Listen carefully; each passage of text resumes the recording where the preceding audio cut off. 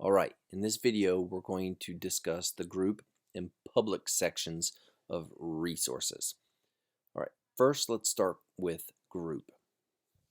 When we click on the group section, you're going to see a list of all of the resources for the groups you are joined in.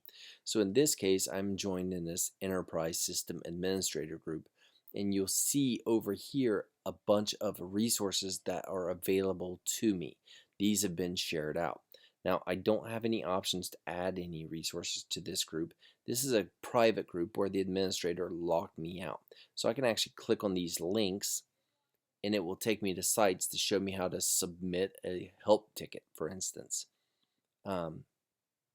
or PD resources. I can actually go in here and do K-12 PD resources. Now, there's nothing in here, but if they had resources, this is where that would show up. Below that, I have kindergarten. Now, in my groups, I had actually created a kindergarten group a while back and added that. In this section, I can go in here and create resources that are shared with any member of the group.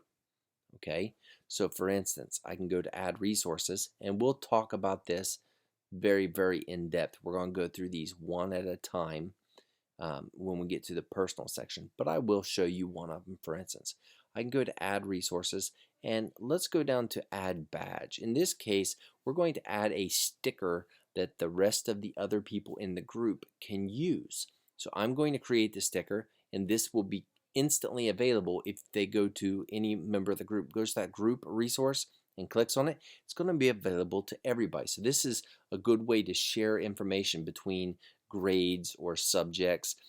If you want to share information, this is a great way to do it. So let's click on Add Badge. So as I said before, a badge is basically a digital sticker that we can give to the students. Now this is going to be the Goofy Face Award.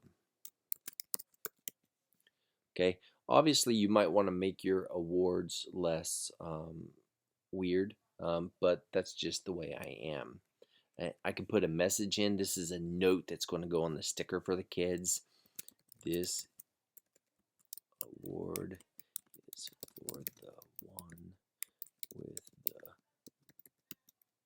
goofiest face all the time. Okay, so that's my award. This is my my typing right now, what I want to give the award for. I can create a shape here. These are my shapes I can choose. I can choose a color of the shape. Let's make it a gold. I mean, if it's a goofy face award, it's got to be gold. Now I can add an image. It's going to tell me the image automatically resizes to 115 by 115. So a square image. Now in this case, let's just pick myself. Let's attach this image.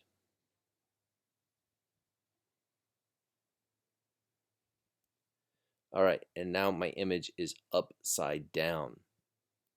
For some reason, my image is upside down, so this would probably need to be corrected. I need to go in and actually rotate that. So I'm just going to attach a new file here because that one did come in upside down. There. Now we've got this eyeball. So I can click here and I can drag this in so I can position it. We're going to make an eyeball award. There we go.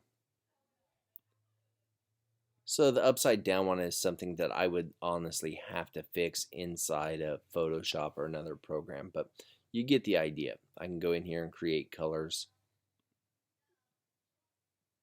and then hit submit. Once I hit submit for the Goofy Face Award, this resource is now available to anyone in this group. Okay? The same holds true for the rest of these options down here. Question banks, discussion templates, pages, packages, links, files, assessments. We're going to cover all of these things in a later chapter. But you just so you know, you can upload content. Files, for instance, maybe a file off your computer. We can attach some kind of file. Maybe I want everybody to have access to this fixed comments on Schoology PDF. So I can go ahead and click add. Now everybody has access to this that's in this group. So you get the idea of what this group section is. There's also school resources. As a school, you can actually share resources with everybody else in the school. Okay, so that's group resources. The next section is public resources. Now this section is resources that are uploaded by Schoology users across the country. Anyone who uses Schoology has the ability to upload resources that you can then download and use. Now you can do this a lot of ways. We can search for a subject. So for instance, we can search for World War II. Hit return and see what comes up here. Okay, now I don't know, let's just do World War and see what comes up. So it's hitting on world for this world math and things like that. There's Civil War down there, causes.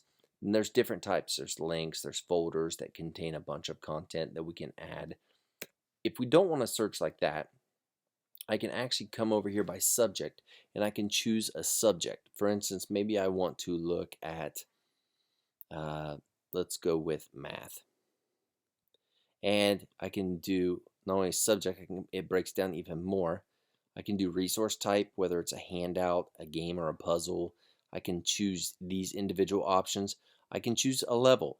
I can go in here and say maybe I want 3rd grade, and I want, obviously I'm doing math, and I can say, well, let's do 3rd and 4th grade, and I can filter on 3rd and 4th grade math, or I can change the level to kindergarten through 1st grade math.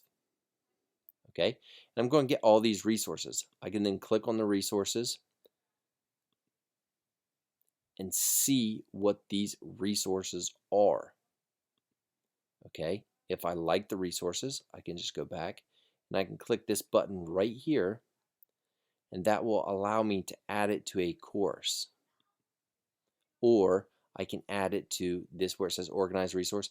I can add it to my resource folder. So I can just say move that, and instantly it will go inside my resource folder.